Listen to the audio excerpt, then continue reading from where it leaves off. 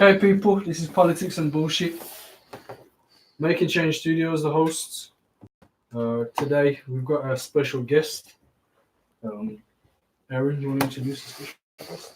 Yeah, man. So we've got UFC straight up, like, and then I think it's not UFC, it's MMA. Like, MMA fighter Michael Younis, original bad man. Well, you know, but I'll brush off my shoulders on that one. Yeah, man, it's an honor and a privilege to be here, to be having a candid chat with you guys. Yeah, definitely, man. Obviously, we appreciate the fight game in here. A few of us come from backgrounds. So I've got boxing myself. Yeah. Adam's just jiu-jitsu. I've got judo. I've got a big sister. I got a sister where she used to scratch. She still scratches. Scratch the nails in it. Mid-30s, man. Oh, she's nails. She's throwing hands like she's serious, man. Worse than us as boys. No, but obviously for me, like, it's a pleasure to have you in there because I think the first time we spoke was like I seen you on the door and like I'd seen you on Facebook, really. I'd seen your fights. Right, so I was like, yeah. And then when I seen you on the door, I thought, you know what? I want to try to get. Which was the first door you saw me on? Was it in Mosley? Yeah, Mosley. Yeah.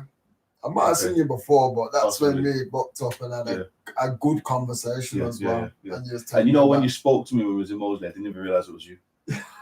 So I'm talking to the brother for about half hour, not knowing it's the same guy I'm talking to on Facebook. Yeah. Was you as well? Yeah. She was with him, right? Yeah. I remember now. I'm talking to him like, was that? And it's only afterwards I was like, oh man, I put two and two together like a day or two later. But you know what? Even weirder than that, you messaged me today like, you got a brother?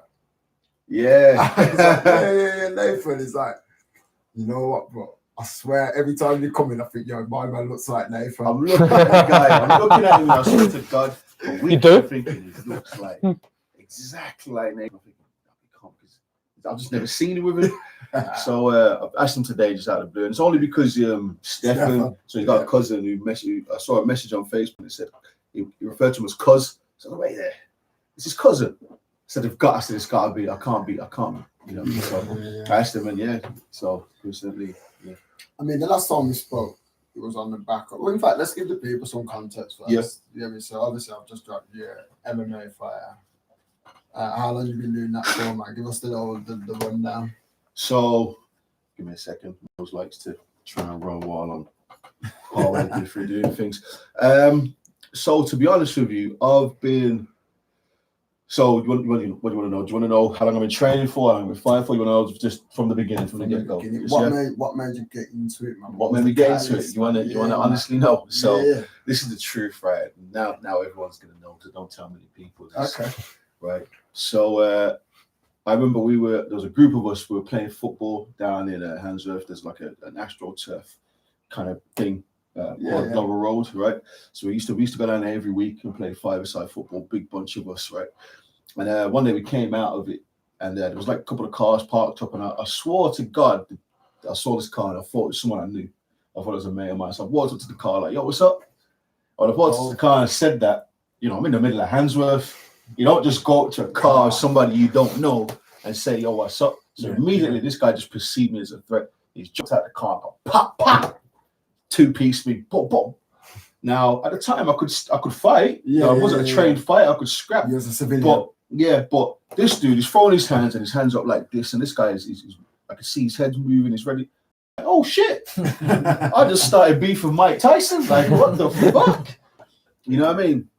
So after like a few minutes of talking, we realized it was a total misunderstanding. You know what I mean? Okay. So and I can understand where he was coming from, but I remember walking away from that like, no way. I got punched in the face and I didn't know what to do back. Like I could have just had a scrap, but I just didn't know what to do. I'm looking at this guy. This guy looks like he knows what he's doing. So I'm walking away thinking that's never going to happen to me again. Ever going to happen to me again. So that night, back in them days, not everybody had like internet or laptops. It's not like today where you can just go on your phone and go onto the internet. We're talking like 10, 12 years ago. Do you know what I mean?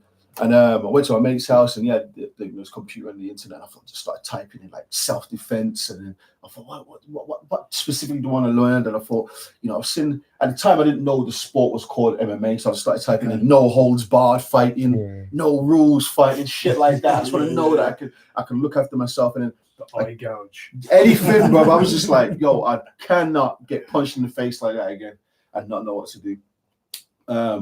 And then I went on there, and then I found just some fights of a guy named Vitor Belfort. Don't know if you heard of him, UFC legend, MMA legend. And then we're looking at this guy. He was a savage, like an absolute shoulders out here, traps. This guy's brutalizing guys from he was like 18, 19 years old. And then we're watching this like, oh my God, there's men out here in the world that look like this and can do this. I want in. And I just started looking at little techniques, and my cousin had a gym up in Handsworth, so I used to go there by myself. So at this stage now, I have quite an addictive personality. So if there's something I'm interested in, like I'm 110%, and I'm always like that. Yeah. So I remember by the next day, I'm in the gym and I'm trying this shit out on the bags, and I'm in that gym literally twice a day. I don't know what I'm doing. So you're just in on your one? I just on my own. I'm just looking at his techniques, and I'm going into the gym. Because at this time, I don't know that there's any of these gyms about. You know what I mean? I was going on like a dummy. I've just gone into the gym, and I've just started working on these things, and I'm calling my brothers into the gym like, I want to try these things out. And little wrestling stuff and little grappling stuff. And I literally began by being self-taught. After a while now, I started thinking, okay, I need to see if there's any gyms about. And we came across UTC at the time. This is back in like when it first opened up back then. You're talking like 2008, maybe 2007, 2008. And I also looked at K-Star. Yeah. Now, when I first started, I think I started at UTC first, way back then when it first opened.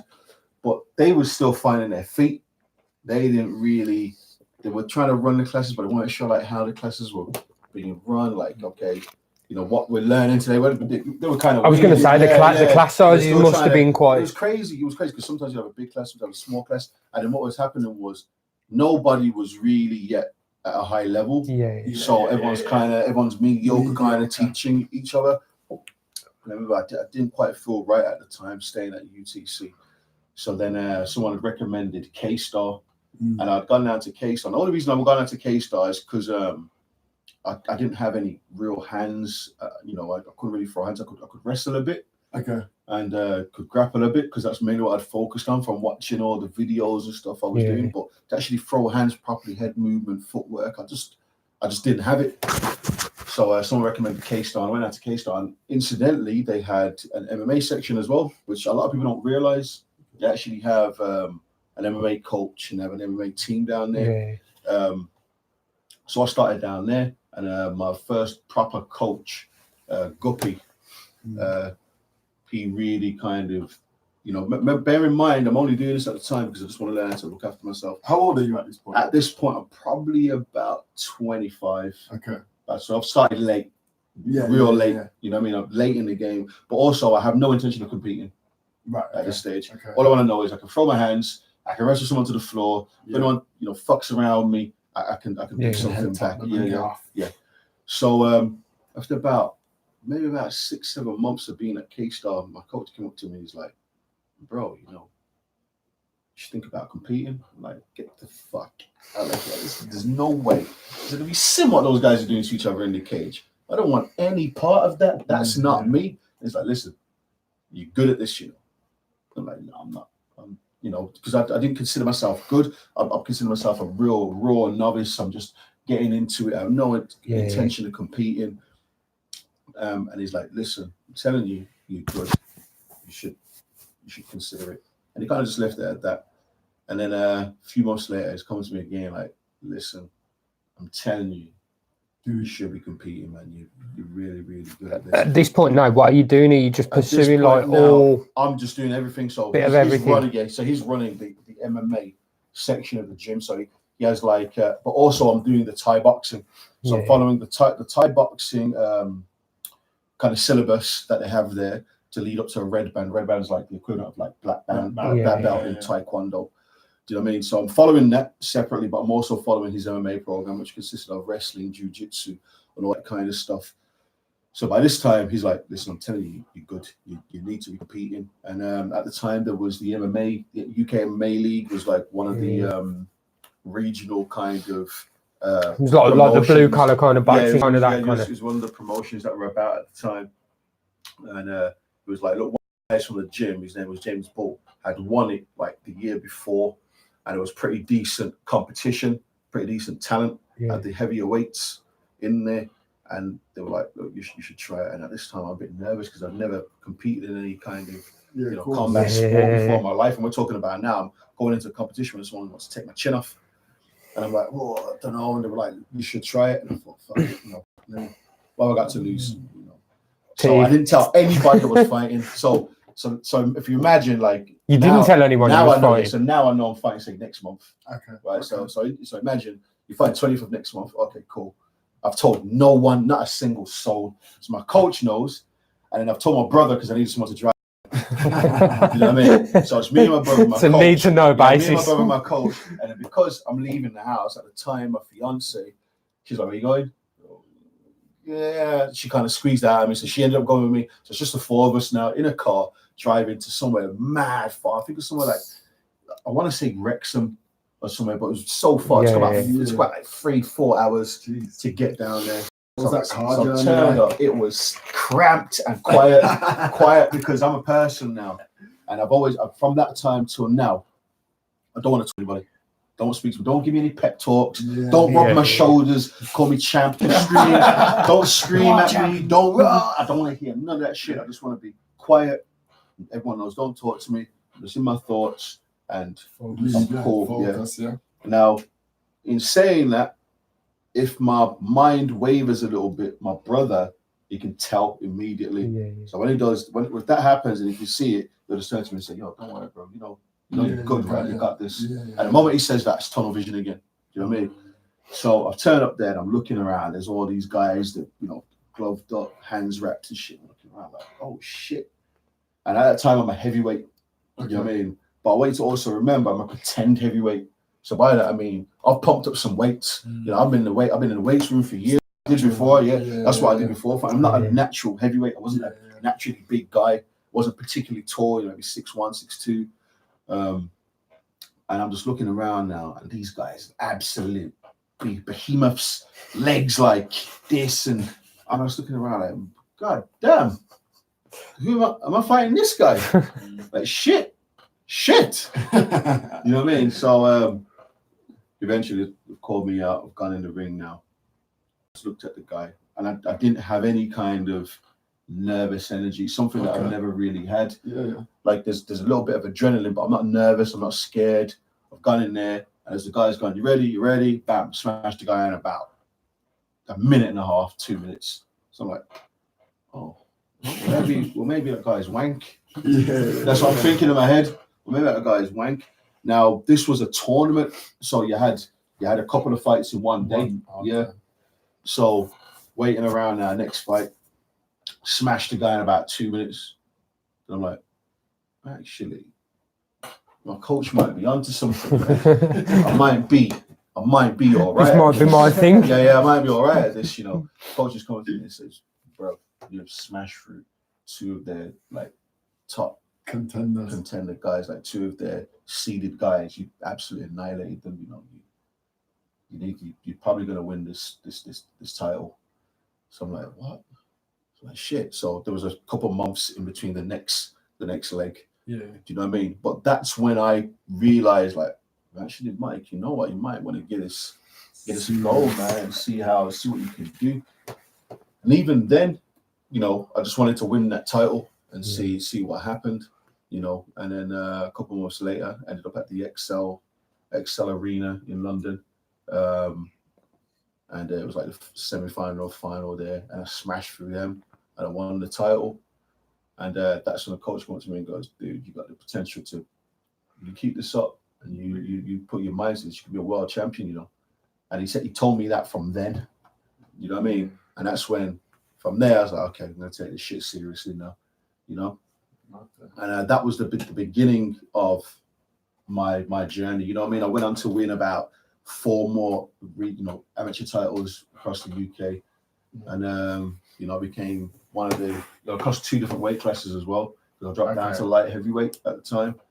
So you know, I went on to be the most decorated amateurs. To come out of the UK. So I bet next time you see that geezer from Handsworth, you're gonna shake his hand, innit?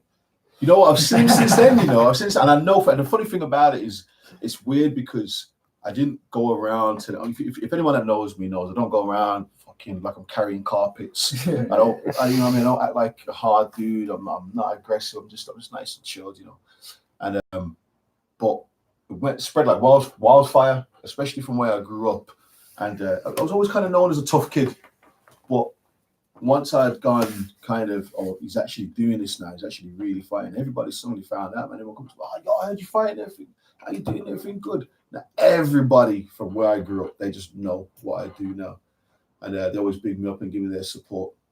And it's funny because I've seen that. Team Two Guns. Oh, I see that. Mr. Two Guns, yes, champ. Yeah, see that. You know what I mean? I appreciate whoever that is. I appreciate the love and support. But it's funny because I've seen that dude a couple of times since then, right? And there was no animosity, no nothing. I was sitting, you good? He's just looking at me like, oh, you're all right. Don't get me wrong. You know, I mean, I remember at the time looking at him, like, I was a big fucking dude, looked like he can fight. But now when I see him, I don't have. It doesn't have that same awe. Yeah, it doesn't inspire the same awe that he had at the time. And I was like, holy fucking shit. You know what I mean? And I also found out on that day that I got a fucking chin. Because my man hit me absolutely clean, 2-piece, pop. You know what I mean? So yeah, man. Yeah. So what's from that? What was the time span then? So from you actually watching videos. Yeah. So that when you get in the 2 leagues to you winning that first title, how long did that take? That was probably about 2 or 3 year process. Okay. And it was probably only that long because I had to find the gyms. I had to, you know, all that kind of stuff. I mean, my gym, I won that title fast. Yeah. Do you know what I mean? I achieved a lot very quickly. You know, in the fight game, how much do you put down to your coach and your trainer? Obviously, you've got to have natural ability. A lot. You've got to. I'm going to tell you a lot. And the reason I say it, I mean, of course, it's subjective. It's subjective, isn't it? Yeah. And different people respond differently. But you know that relationship you build with your coach, it's like, I don't want to sound cliche, but it's almost like your pops, it's like your father or your big brother. Yeah. That person needs to be able to believe in you and trust him more than any person at all, because you're going in there and at the end of the day, no matter what combat sports, your life, you're risking. But we've seen, you know, recently that, you know, rest in peace, a couple of boxers that have, you know, ended up either with serious or they've lost their lives. And that's a risk that we take when we're going in there. So if your coach is giving you bad advice, you don't trust him to listen to him while you're in there, that can go peak tongue. He knows when you're not focused. Yeah. Your corner man's got to know that. Yeah. Because he's got to know how to manage you. Yeah. Great man management. So it's kind of just as important, I feel, that relationship there. It's 100% important. And I'm going to show you something as well. I'm going to show you how important it is. So I trusted Guppy with everything in me because he was the first person to ever believe I could do it. So you need to understand that when I was at K-Star, the head coach of K-Star is Steve Logan. Yeah. So he owns the brand and stuff. And never once did Steve Logan come up to me and go, good one, mate. It was a good fight. Well done. Never once did he come to me and say, what's your weight like? How are you feeling for this next fight? Yeah. Never. Now, I don't know whether that's because he was just focused on the Thai boxers, or whether he didn't give a shit about me. I just know it didn't happen. I know the only person who came up to me and cared and would check on me and come to my house, I mean, just turn up out of the blue, boom, boom, boom, what are you doing? Walk around. Okay, just want to see how you walk, see if there's any chicks in the bedroom. Like, there's anything, I want to know that you're focused because you're fighting in a few weeks. You know what I mean? He was doing that. You know what I mean? Taking me out for, I think you need a break today. We're going to go for some food. And he's just paying for everything. That was Guppy. You know what I mean? And I trusted in him wholeheartedly. If he said, listen, the next round, you're going to come out, you're going to do a cartwheel, curtsy, and you're going to show your ass to the audience. That's what we're going to do. Yes, coach. You know what I mean? Because that's how much that's how much I believed in everything he said. He guided me to my first couple of titles. You know what I mean? So eventually what had happened was I just became too good for my training partners at the gym. I wasn't aware of that. I'm just going in, I'm training, and one day he's come to me and says, Mike, I think it's time that you leave here. Oh, okay. And now, I felt like someone just punched me in the chest. Boom! I'm like, what? No, like, I'm hurt. Like, what are you talking about? You don't want me here no more. He's like, no, listen. He said, if I was being selfish, I wanted to build a name for myself, I'd keep you here. I'd say, they said, but you're not going to make the improvements you need to make while you're here. And he started recommending a few gyms. I'm like, no, I ain't leaving. I ain't going nowhere. And he's like, look, you got to. You have to. For you to, take the next step. It was so hard for me to accept what he was saying. But once I had and I moved on to the next level, I realized that man genuinely cared. I was going to say that career, is the biggest level of kind of thingy as well, to let you fly the nest and go. He still phones me now. The other day, we'll probably get into this later. When I suffered that loss, he hollered at me straight away. Boom, Mike, what's going on? And as soon as he called me, I was so chilled. Okay. I swear to God, so I've gone from I just can't believe what's going on to relaxed. There's guppies back on the line again. Do you know what I mean?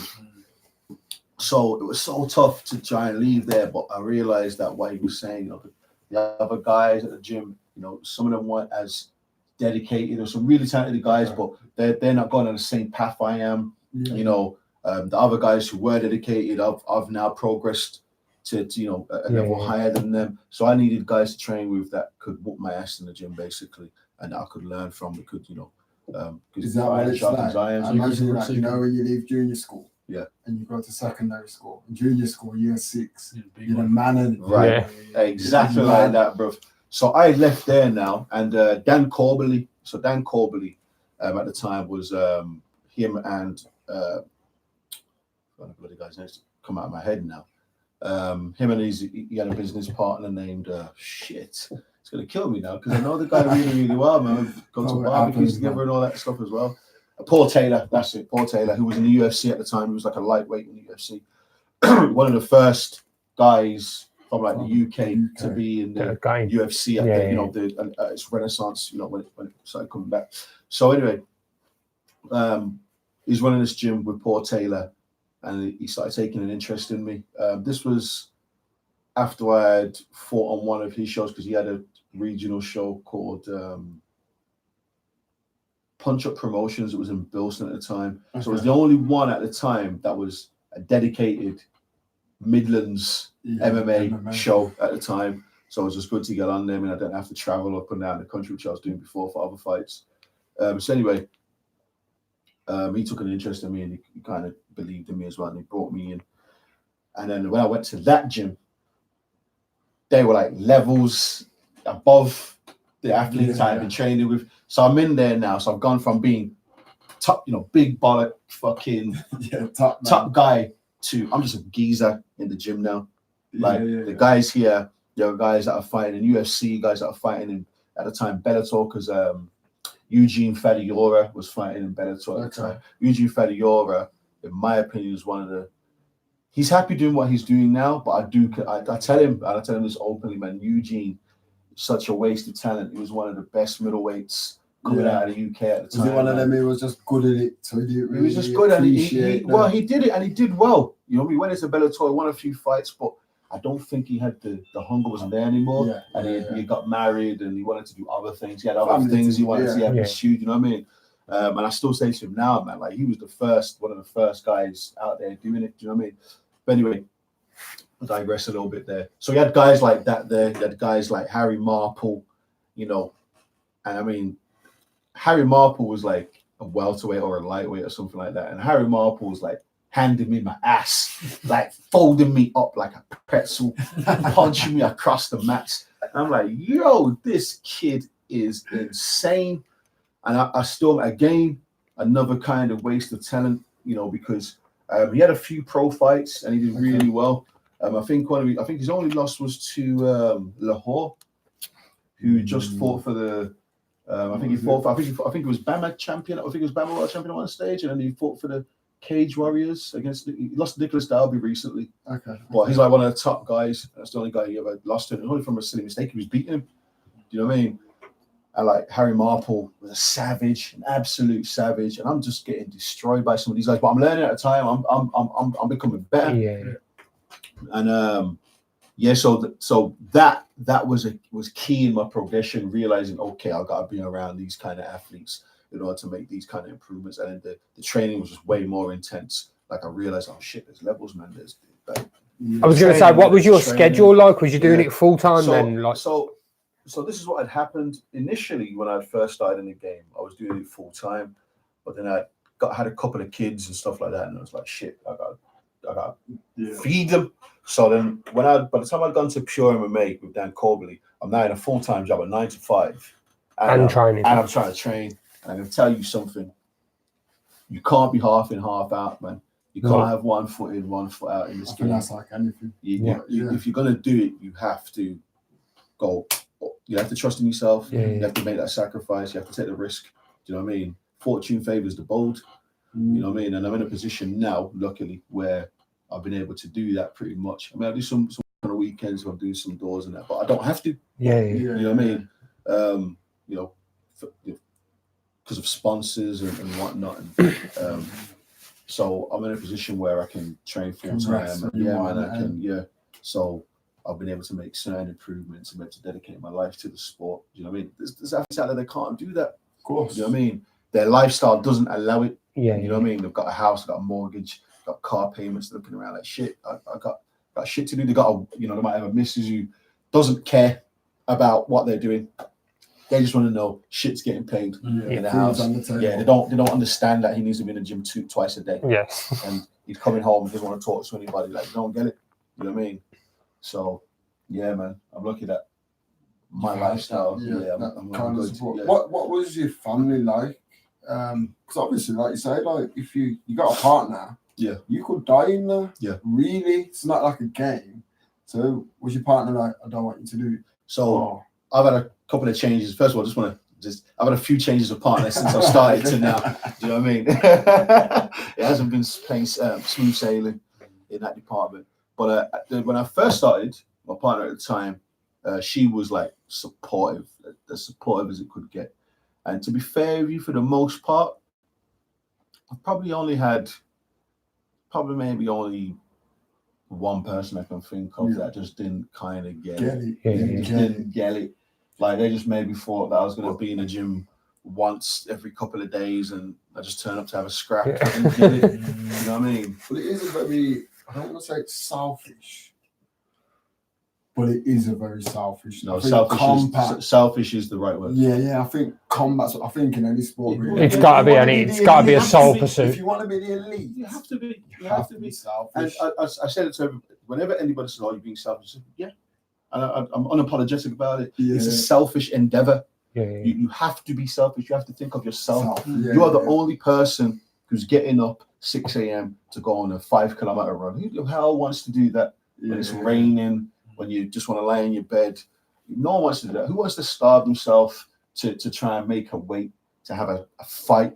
You know, when you're in school, you ever been in school and you knew you was going to have a fight, like 3:15, fucking dead. Like the whole day you're sitting there with anxiety, like shit, I'm gonna die. 3:30, I'm gonna die. Do you know what I mean? So imagine that feeling for like 2 months, waking up, and when you wake up, all you can think of is your opponent's face.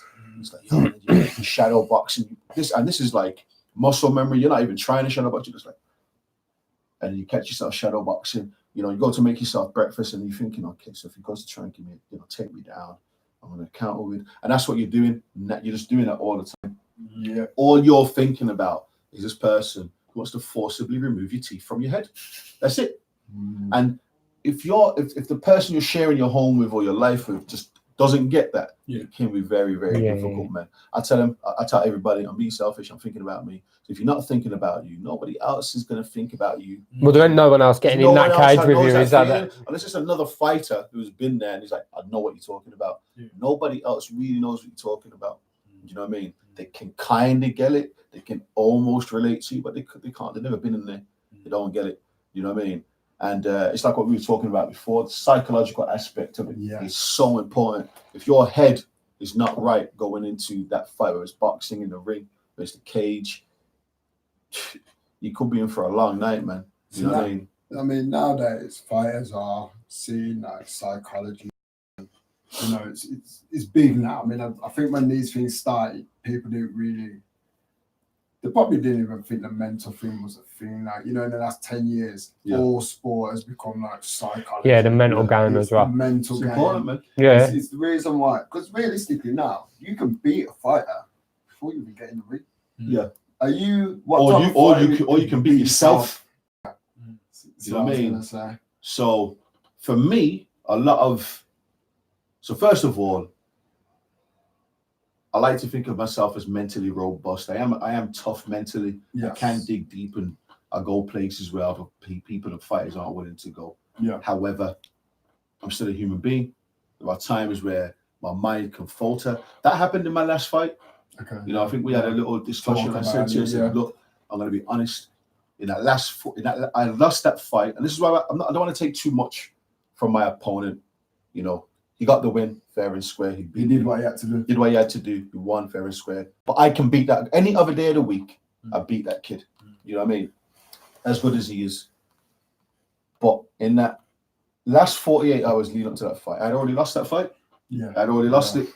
You know what I mean? Well, what happened? And there was just a lot of things going on. It's to do with my home life and there's just many different things. Again, I'm not an excuses kind of guy. You know what I mean? I prefer to just run it. I prefer to just do what I got to do, win a couple more fights, and then run it back with the guy. Do you know what I mean? But there was a few things that was going on. And at the time, I thought it's okay, you got it. But at the end of the day, the truth is that what on my head.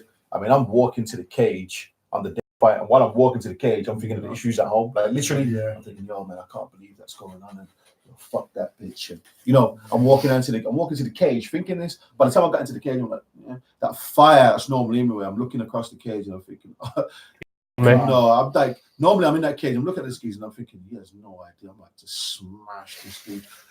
That wasn't even in me. I'm like, no, I'm gonna fight. What happens. That's how I'm thinking. And I never go into a fight like that. Yeah. You know what I mean? There was no. Sorry, it's cut you off. Like, I did a podcast yesterday and the day before, and I said, do you know who that reminded me of? Who just lost? Anthony Joshua.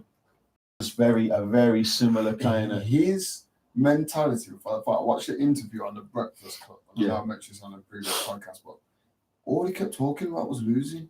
Saying, if I lose, it don't matter. So your mind is not where it normally is, right? Yeah, it's like if I lose, precisely. It's all right. And I'm thinking, like all you've talked about is it's okay if you lose. Yeah. What was that thing? Was it you that said about the thing? Like if you're making a plan for plan B, you're taking your eye off plan A, and it's like that thing is disappearing. Let me hear that again. If you're making a plan, plan B, then you're already taking your eye off plan A. I like that. Sure, it was Will Smith or something. Was it Will Smith? Plan B, because once you start planning for that, that's a fact. You've already mentally gone. Yeah, you're just taking your attention away from what you need to do. True, wholeheartedly true. You know what I mean? I went into that fight, and by the time I'd gone into that fight, I was flat, uninterested.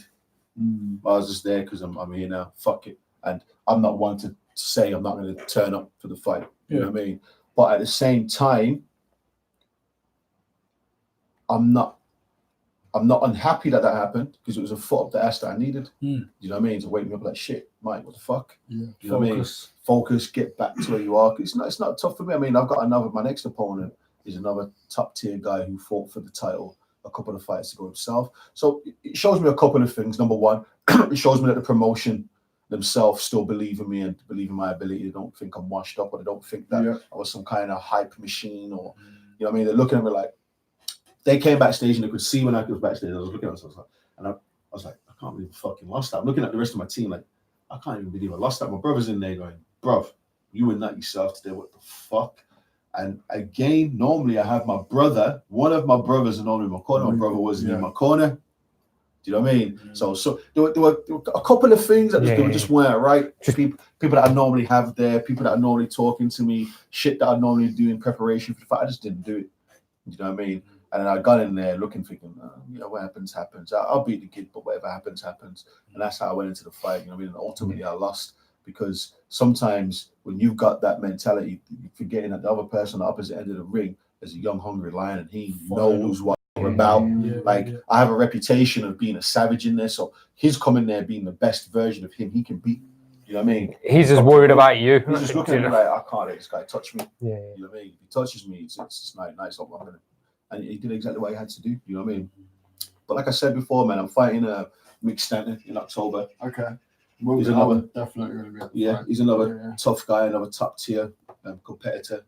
We're talking a bit of shit on the internet as well. But I'm not the kind of guy that. I was going to say, where do you stand with like the trash talk and all of that? I don't mind. You can say whatever you want to say to me, man. I'm just kind of okay, cool.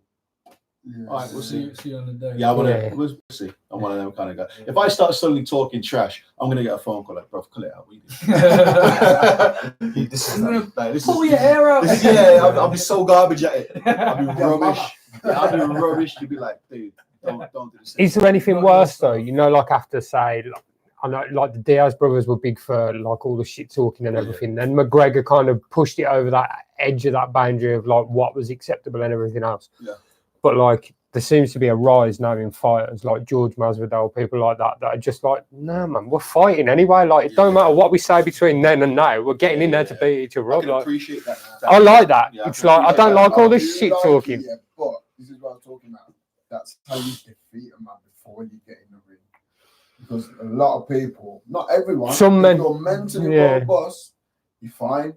But a lot of people aren't. They can fight, but once that shit talking starts, they start getting them wound up. Get them wound up. Start thinking of other things in their mind. Backfire though, because you could fire them up to the point where they're going to beat you. That can happen as well. I guess it's the same as like chess, and you play your opponent, and exactly. if he's someone that doesn't respond well psychologically, then you're going to trash talk him, ain't you? Right. If it's someone who probably like yourself, that's just going to soak it up and say, "Yeah, I'll see you on the night." Yeah.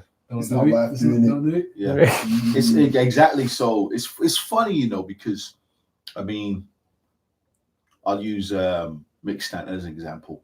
He winds his opponents up so I will see him do it, and I'm looking, dude, why are you falling into the trap, man? So I watch him wind up his opponents to the point where you can see them flustered when they're trying to give their responses and answers. And I'm like, dude, you've lost this fight, man. But with me, it just doesn't work.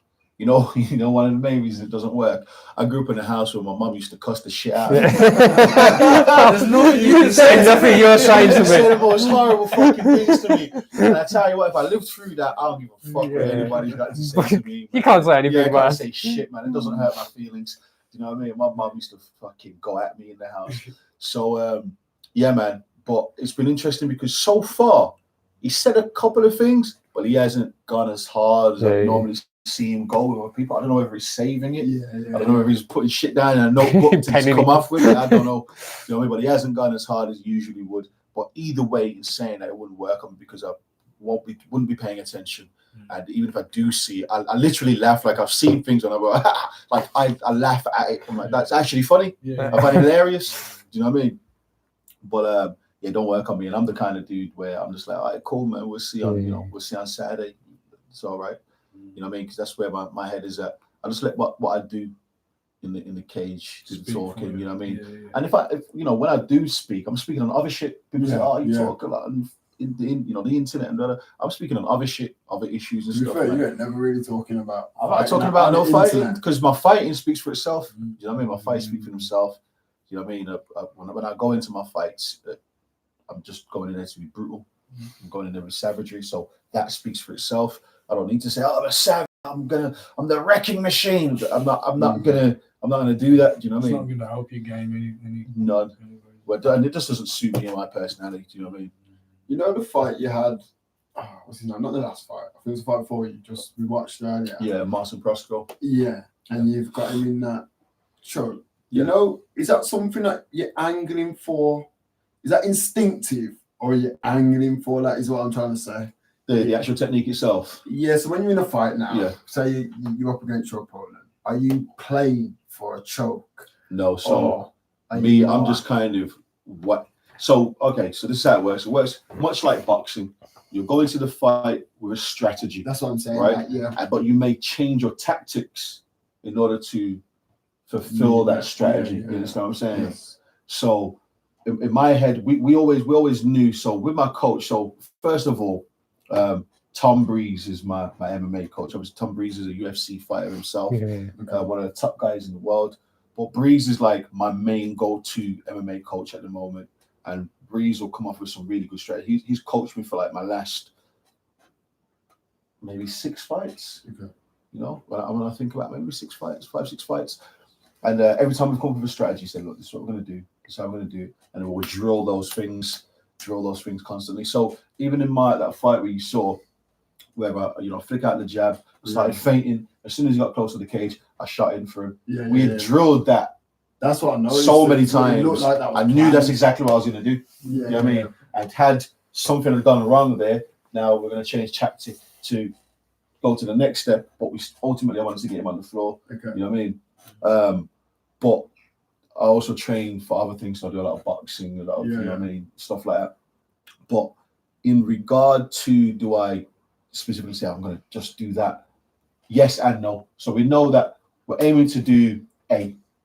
We might need to do B, C, and D in order to get there. We might change a few things along the way. And if that doesn't work, we got the next strategy. Do you know what I mean? Okay, the next thing we're going to do.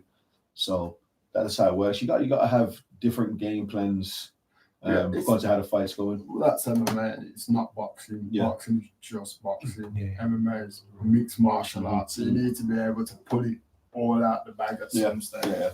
But are you more ground, jiu-jitsu, judo? You know what? First of all, in fact, I'm not going to say this live on the podcast. I'm probably a boxer wrestler. Okay. Yeah. I mean, even though I pretty much started out at a Thai boxing school, as I've gotten older, and I had a few different injuries, I don't kick as much as I used to. I can still kick, and I still kick really, really hard if I need to. Do you know what I mean? But I tend to use my boxing to get in close and wrestle people and get them down. Do you know what I mean? Normally, if I'm within clinching range and I get a hold of you, you're not moving. You're not moving. And again, that was something in my last fight I didn't have. Like, we clinched up, and normally, if we get anywhere like this, any kind of body lock position, it's over. You know what I mean? And even then, I didn't have the finish, the mind to say, okay, I'm going to take this guy down. Do you know what I mean? But anyway, I digress a little bit. But so I use my boxing to get in close, wrestle with guys, and I tend to do that. But I've got heavy hands. I can also knock people out. Do you know what I mean? So, but what about people don't realize is, before I even got into MMA, my first love is boxing. Okay. I love boxing. If MMA is on, so if the UFC is on, and there's a good boxing fight on, I'd record the UFC, and I'm watching the boxing live. Now, I might have the MMA community come online like, sacrilege, how dare you, be excommunicated from all MMA forums. But genuinely, boxing is my first love. Do you know what I mean? Yeah. I love it.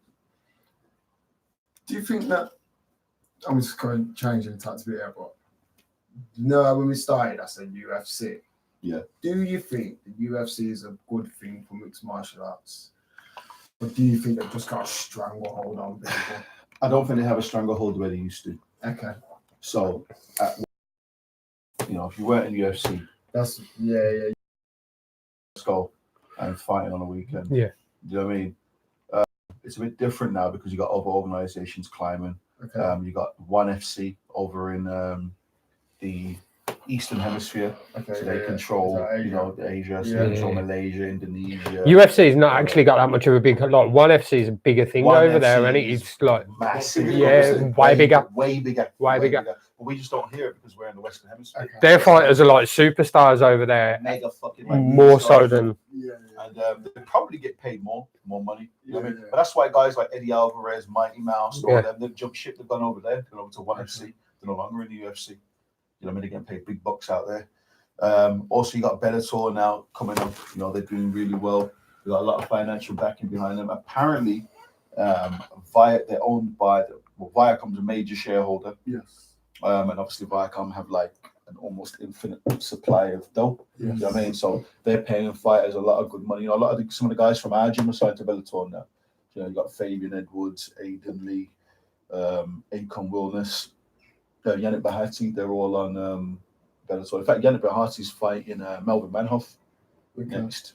That's a big fight, man. Melvin's a fucking legendary savage.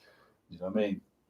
If you're familiar with Melvin Malhoff, he's like the Mike Tyson, dangerous K1 man. He's got K1 legend. But yeah, so you got them Bellator, and then you got UFC. I mean, UFC. The thing with UFC, what UFC have above the others is they have in the Western Hemisphere anyway. They have a lot more platforms for you to become well known by. So you may not be getting paid as much money on the UFC as say Bellator, but because UFC is a brand that's more well known, you're more likely to get other opportunities from other things because of the brand you're under at the time. But I think Bellator's slowly climbing the ranks. Obviously, Cage Warriors. I'm with Cage Warriors, and Cage Warriors are a partner company of the UFC. Okay. So what typically happens is if you win that Cage Warriors World title, you know, a couple of defenses, boom, you're in the UFC. Yeah, that's what they normally do. They normally snap you up from there. Do you know what I mean? So, and I'll tell you something now, man. That Cage Warriors World, even though my last fight was a loss, that world title isn't that far away, man. You're talking 2-3 good wins. I'm back in. I'm literally getting called up for the title shot. Do you know what I mean? So, and I sincerely don't believe I don't think, oh my God, that guy's fucking, how am I gonna win this one? I look at everything, none. And I've never been that kind of fighter anyway. Like, I swear to God, they were like, oh, Bob Smith. I'm like, yeah. I haven't even looked at who Bob Smith is. Yeah. Every time. Yes. Doesn't matter how many fights he's had, who he is, where he's at. I'm just like, because I'm a fighter. Yeah. We're going to go in there and have a scrap. Do you know what I mean? A scrap is a scrap. I understand that guys have got more experience and they might have done this, I might have done that, but I don't care, man. And unless I mean, it goes through my management and my coach anyway. Okay, yeah. Yeah, so my management and my coach, they'll hear it first and they'll come to me. Well, that's what I was going to say. Do you have last decision? Yeah. Who you fight? Yeah, because I'll just be like, yeah. I'll be like, yeah. Yeah. They know I'm just going to say, yeah. I'm pretty easy for them to do, for them to manage. You know, unless they think it's not worth it or, you know, it's not a good fight or not a good time. I mean, I remember one of the times when what happened was I think the fighter failed his medical, and then Graham came and was like, "Look, we're going to get you a fight in a week," and I was like, "Yeah."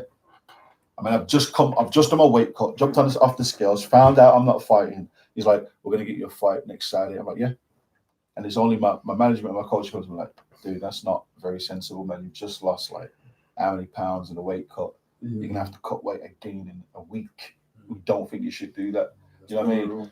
And that's why sometimes you do need the people around to tell you like something stupid. Yeah, slow down. As a fighter, you're just like, yeah, I'll fight. Yeah. Do you know what I mean? So you need a team around. But they're the fighters I love, though. I know it's not healthy to do that, but I prefer a fighter if I know.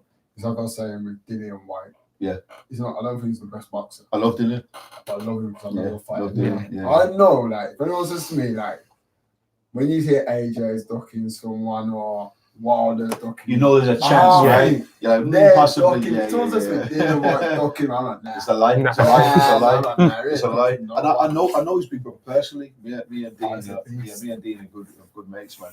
And first of all, Beast, the geezer. Have you seen this guy in real life? You stood next to him. Dillian White. You can't believe Dylan knows his brother. His brother. First of all, Dylan's massive. Yeah. His brother's bigger. The monster that's always next to him. Always with him next to the fight. You can't believe human beings can grow this size. Seriously, bro. Yeah, man. Big guy. He used to box himself as well as kickboxer. He was a kickboxer and did some boxing as well. He's always giving me like, you know, words of advice, and we see each other and we talk and stuff like that, man. And you know, he started up his management company and stuff, so he's managing quite a few guys. He's managing someone I know that managing Shakan Pitters, yeah, and he's good as well. Shakan's good, man. It's sparring with Shakan, man. His arms are like the length of his table, bro. This guy will jab you from across the room. And he's trying to do good big things as well. Yeah, he's doing well. He's fighting for his first title, I think. Is it a British title? The next one. Yeah, it is. in September, I think. Yeah, it is in September. If I'm done Yeah, with I'd like to go to. I'd like to go and watch that, man, and support Who's him. the guy that dances around and that? I'm sure he's in Bellator. Oh, Michael Page. Yeah. Michael Venom Page. Yeah, Michael Venom Page. Dangerous, man. What? He is, you know what? Okay. A bit too much. I like him. I rate him. I think he's a top tier athlete. But I wasn't. It took me a while to appreciate what he was doing in there because I don't know. At first I just wasn't appreciative of it. I was like, I don't like it. I don't like it. I don't like. I can't watch this guy fight. Art misdirection, isn't it? Yeah, but he's very good at what he fucking does, man. You know, you can't deny the man's ability and his skill, and I rate him for everything he does, man. But it took, like I said, man, it took me a while to appreciate and warm to his style, man. Do you know what I mean? And you know, I do want him to beat the Irish geezer in is it fighting in Dublin? I think they are, yeah. Yeah. So that'll be a good fight because the Irish kid has got some talent, but I can't see him beating Page. Just can't see it, man. Page is like a actual world class point striker, man. That's where he came from. Yeah, it was, man.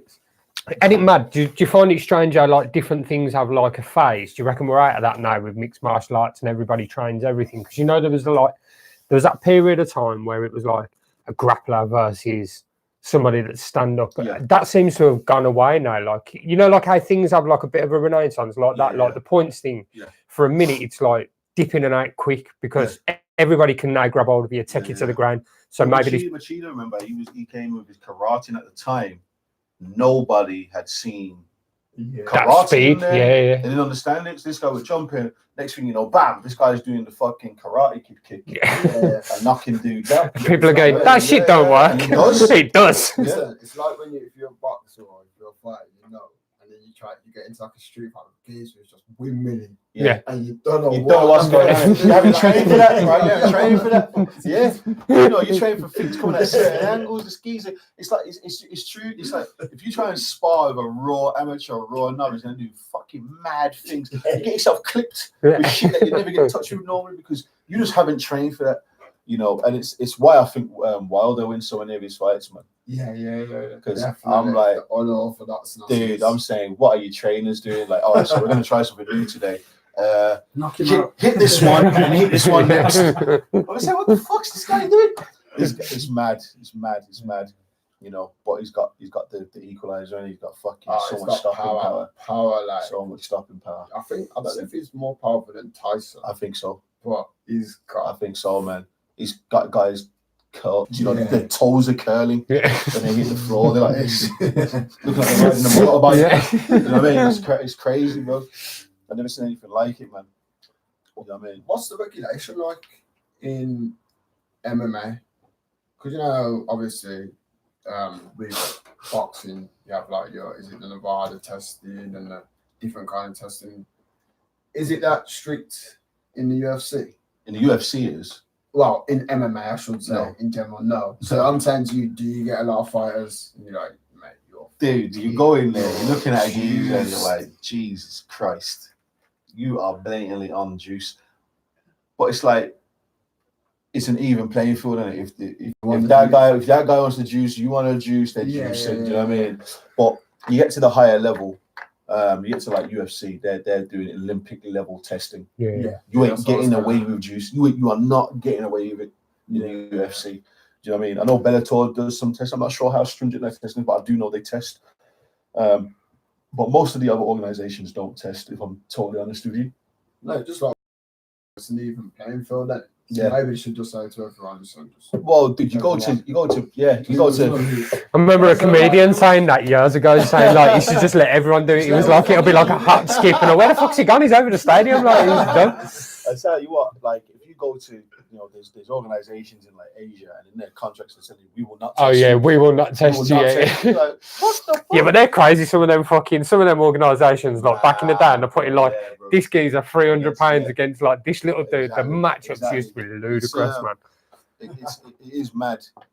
I think ONE FC they're going to start testing in a couple of years. Yeah, I know that it's not as easy because we're just like, why don't we just test?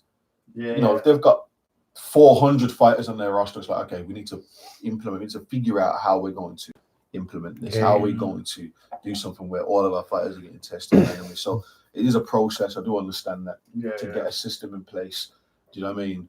I think like, I was saying this to someone the other day, like they should have, you know, the Paralympics, the able-bodied Olympics. Talking about the Olympics, you should have a section where it's just juice. You just juice, Juice Olympics. You guys so you should have like the JMA or something.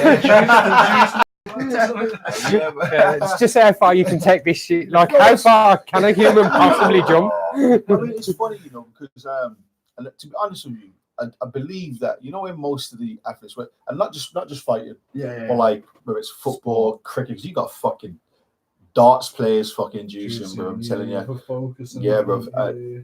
Half of them, they're not juicing because they're thinking, I want to get an advantage over my opponent. I'm going to be fucking trying to be sinister. Just want to fucking make their next training session. A lot of them, because they're fucking pushing their bodies so much. You know, once they get to a certain level, and you know, there's so much money getting pumped into them. They're like, I've got to, you know, I got to turn up, and they just want to be able to fucking push their body further and further just for the next session. You know what I mean? And I think half the time that's all it is. They're trying to recover. They're trying to get, you know, this and that. But unfortunately, in a lot of places, you know, it's not allowed. So if it's not allowed, you are cheating. You know what I mean? If it is not allowed, you are cheating. Just as simple as it is, really. Do you know what I mean? So, yeah, man. So that's why guys like UFC. But you can literally see the decline in the fighters, right?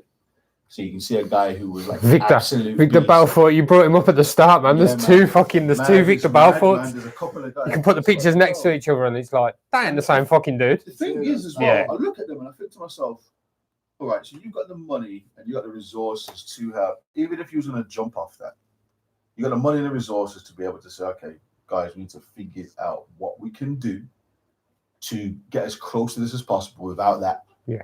You know what I mean? But I feel like the guys was jumping off and just going straight back into the cage, and it's like, you know, the human body doesn't work like that, right?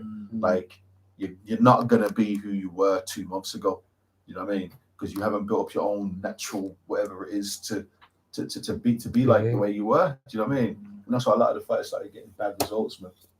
You know what I mean? There was nothing in place for them to fix their bodies and their hormone levels. You know what I mean? And that's the women as well. Yes. You know what I mean?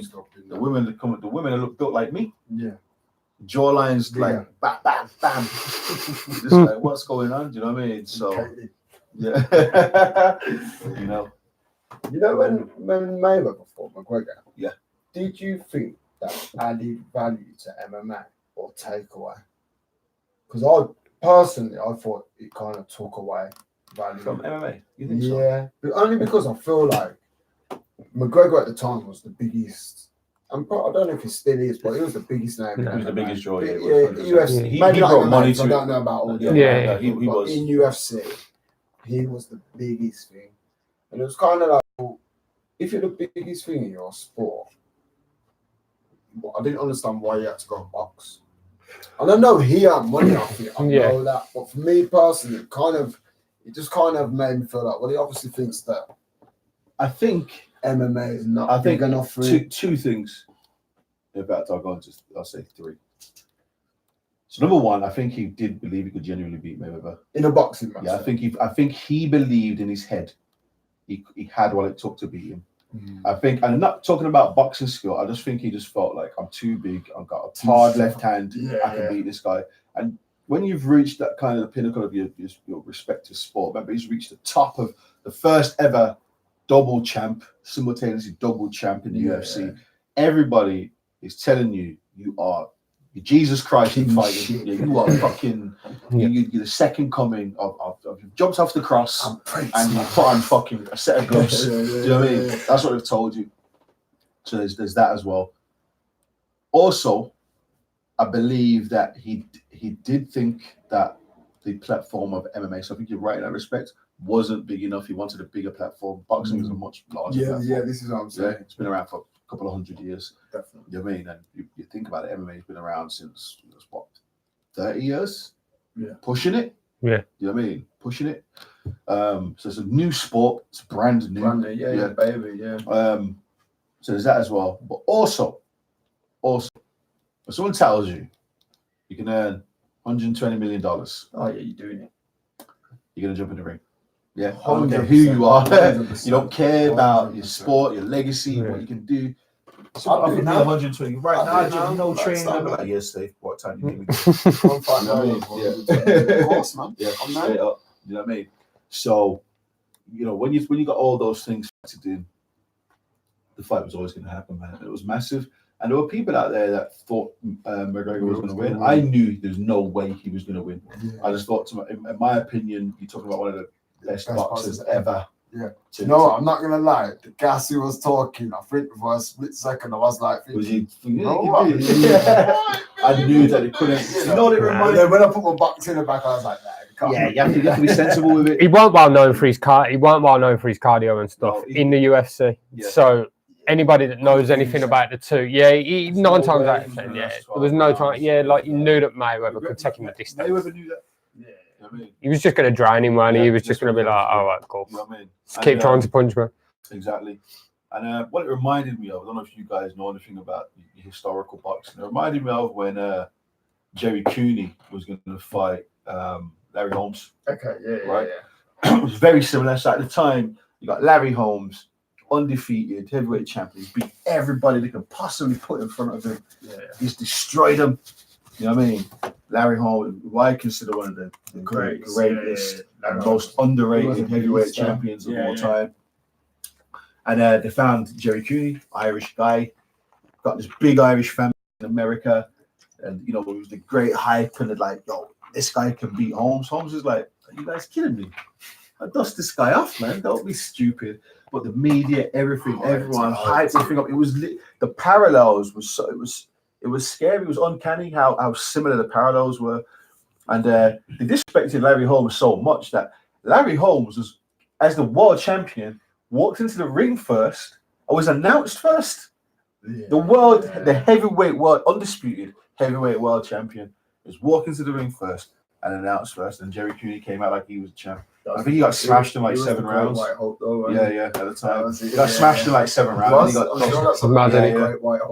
He got beaten badly. And it matters how people can get caught up on one, thinking that you've got someone new that's going to come along and just wipe the floor with like the old kind of style or the old king or whatever.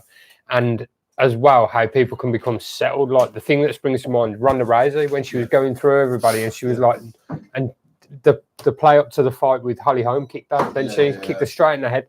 But the play up to that fight and then the play up to the rematch was like, she's back. It's like, you can't just, it's so open-ended. Like, you really can't. Did she fight when she came back? She fought the Brazilian chick. Nunes. She just, and Amanda Nunes. Oh my God! I think she fights like a bloke, man. She fights the guys, bro. 100%. 100%. Like, but they put Cyborg against her, don't they? And they're like, she smashed Cyborg. And she's like, I beat her up as well. What are you doing? Unbelievable, man. She's a machine. And like you were saying, I mean, when Ronda Rousey was on her run, I was like, this girl, she's something else, man. She was, she's literally breaking women's arms. It was always the same kind of thing as well. She's turning her arms inside out. You know what I mean? She's popping them up, and then man, she met. She got a match when she got kicked in the head. You know what I mean? And that was it, man. She just couldn't keep up with her. You know what I mean? But like you said, man, the sport's always evolving. People always learn new things. In order to be the best, you got to learn new things, man. You got to improve. I mean, there are specialists who are so good at one thing that if they get you in that one thing, it's curtains. Ronda Rousey was so good at getting you an armbar in her judo. It's curtains, but people figured her out. Damian Maia is so good at his jiu-jitsu. He just gets you to the floor and you're fucked. Yeah. You know what I mean? It happens a lot of the time, man. Where do you think, because like the sport's constantly evolving. Yeah. Are you excited to see where it goes now? Because there's little kids now that are training everything. So that's bringing me to the next talking point I was going to say, man. So first of all, remember I started late. So I've started training when I'm 25. I've had my first fight when I'm like 28, 29. Do you know what I mean? Yeah. I'm 35 now. Do you know what I mean? So I'm doing well, and because I eat well, I live healthy, I live well, I'm doing well, and I feel good right now. But even me, I know I'm not stupid. I have a shelf life. I have a sell-by date. Like I know I'm giving myself another 4 years, something like that, and then I'm out of the game. I'm thinking of exit strategies, things I want to do beyond fighting, which a lot of fighters they don't think of. They don't think of what they're going to do after fighting, and that's why they're lost. And that's why they come back, keep coming back, and keep getting hurt. But one of the main reasons that I was like, yo, I'm gonna. By the time I'm approaching 40, I'm done. I'm like gonna hang my gloves up. You got these kids, bro, right? These 15-year-olds, 16-year-olds, studs in the gym, bro. Super athletes. I shit you not, man. Guys are built my size at 15, 16 years old, bro. They don't have no worries. They got no kids. They're living at home with mom and dad. Their dads bring them to the gym every day, bringing them back. Like these guys, your life's relaxed, man. I got how many kids? I got bills to pay. I got shit in my mind. Going on. Yeah, one day then I'm gonna go training. Do you know what I mean? Yeah. They ain't got none of that. They're doing all these stuff and they're becoming as good as me, right? And it's like, yo, I don't want to be that guy who's hit 40. You know what I mean? And there's this 21-year-old kid who knows that I'm Mike Younis. I've got that name, and he's gonna fuck me up in that ring. You know what I mean? I'm like, I don't want to get my ass kicked in front of my 21-year-old son. You know what I mean? I don't know, like my 21-year-old son is like, well, that guy's my mate. He's whipping your ass. You know what I mean? I don't want to be that dude. Do you know what I mean? So the athletes are getting younger and they're getting better. I'll tell you that now because I can tell you there's a few guys in my gym that I can think of now who. I got one kid named Otis Drummond Wade, who's like my little protege. He's the first athlete really I've ever took under my wing, and I said, okay, I'm gonna start training you to be the next generation. Do you know what I mean? I haven't done that with any athlete before because, like I said before, it's a selfish endeavor. I've only thought about myself up until this point. But there's other guys around the gym, around them, similar kind of ages, 17, 18, who are really fucking good, man. Those guys stick it on you. You know what I mean? They'll stick it on you.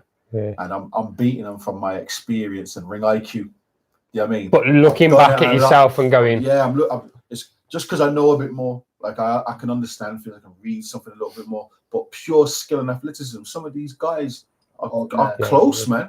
You know what I mean? They're giving you a run for your money. You know what I mean? So, yeah, man, like I said, man, the sport's always evolving. The athletes are getting younger.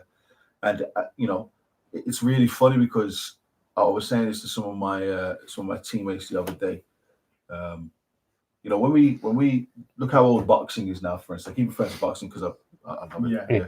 So when we look at boxing now, we look at you got the greats like, for instance, Ezra Charles or say Joe Louis. Yeah. And you look at those guys, and in their time, they were like killers. No one's as good as them. Yeah, they're destroying and running through guys, and people are stunned like, how are these guys so good? 100 years later, whatever it is, we're looking back at them going, oh, they're really good at the time, but we beat them now because we know more. We're training differently, we eat better, work harder. We're different size to them, like just the average guy. So what we were saying earlier with the psychology as well.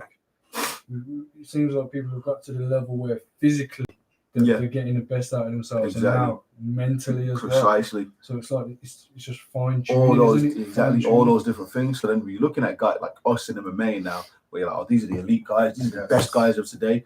In 80 years, 50, 60, 70, 8 years time, that we're looking back at us. Well, I was really good back then, but now we fucking dust him off now. You know what I mean? Comparing like Messi to Pele, right? Precisely. It's very hard to compare. The comparisons aren't the same. Pele was good, but games evolved. It's different. All the equipment's different. The ground is different. The flipping football, the ball's different. Everything. So all these factors. Even just the way you're training, like you think to yourself, if like, so using Pele as an example, or Maradona, for instance, if I took those guys from there and just have a time machine, brought them to today, I was like, oh, I'm going to stick you on the fucking Barcelona training program or the Man United training program. How good would you guys get? It's like, how good would these guys get? Or if it was training, I think maybe training and food and whatnot. To take it to that level. But I think if you took them out of stood them there, and stood them now, they'd struggle. pub player. Yeah. You know what I mean? Like, it's true. Like, if you look at this, Yeah. they were pub players. Maradona was a bit more.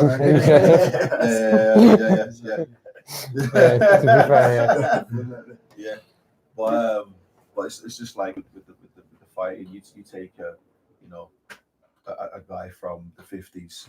You take a Jersey Joe Walcott and you put him in just straight from there to now. He's going to do well, but not as well as he would have back then. But you start giving him nutritional advice, the psychological advice, the training and everything.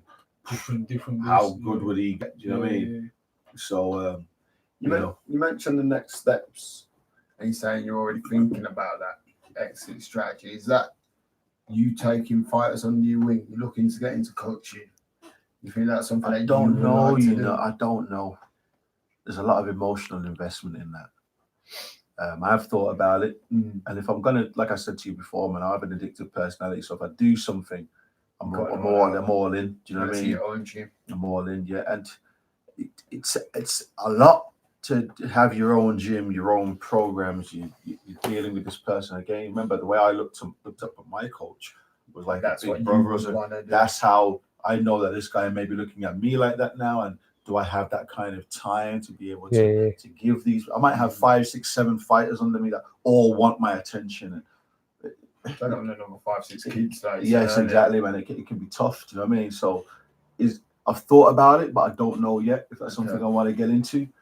I don't mind helping, like going to a gym and where they've already got their fighters, being like, okay, I'm going to give a hand with this. I'm going to give my knowledge. I'm going to give these training tips. But to say my life is going to be dedicated to this now, I don't know whether who knows, maybe in 5, 6, 10 years time, I might change. But as it stands, I don't know if that's something that I want to do. Do you know what I mean? And when's your next fight, man? When is it? My next fight is October 26th. Okay. So October 26th at the NEC.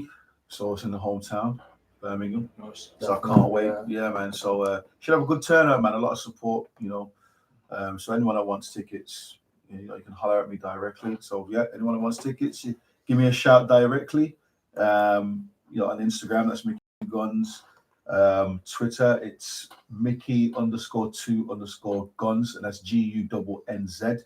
And on Facebook, it's just Michael Younis. So you can give me a shout, man. And I always respond to any message that I get. But hopefully, man, it should be a good turnout. I'm fighting a good opponent who's been wanting to fight me for a minute. I'm gonna fucking smash him in. It's redemption. I have to. Especially after my last performance, which was just lackluster. It wasn't me. Do you know what I mean? But I take it on the chin, and then I'm gonna come back, bounce back, and then show everybody, like, look, you know what I mean? The savagery is still there. You know what I mean? I'm not doing it. My mind isn't elsewhere the way that everyone thought it was. You know what I mean? With 2 guns, it was a pleasure, man. It was a pleasure, man. I enjoyed it. As you said, everybody, you could be 4 to 6 fights away from some world title. Could be less. And I'm gonna mirror what Tony Shepard said: future world champion pending. See it there. You know what I mean? See it there, man. That's my more than anything else, I want to, when my grandkids, look back, legacy, man. Because if I was to win a world title, you live forever. You know what I mean? We have a finite amount of time on the earth, however long, whether you die at 60, 80, 100, whatever it is. Life is fleeting. I'll be gone off the earth by then. But like when my great grandkids look back and they open up a book and go, Michael Younis, that's my great granddad. He was the world champion from this date to that date. That's immortality. That's a ripple in it. You're in a history book that will never go away. You know what I mean? I like that. And that's why I we wish you all the very best with that. I appreciate that, man. I appreciate that. Thank you very much, guys. Yeah, man. Yeah, man. Good. Pleasure, Thank you. Pleasure. Ladies and Folks, gents. it's a wrap. Excellent. Yeah, that was good, man. That's good. I appreciate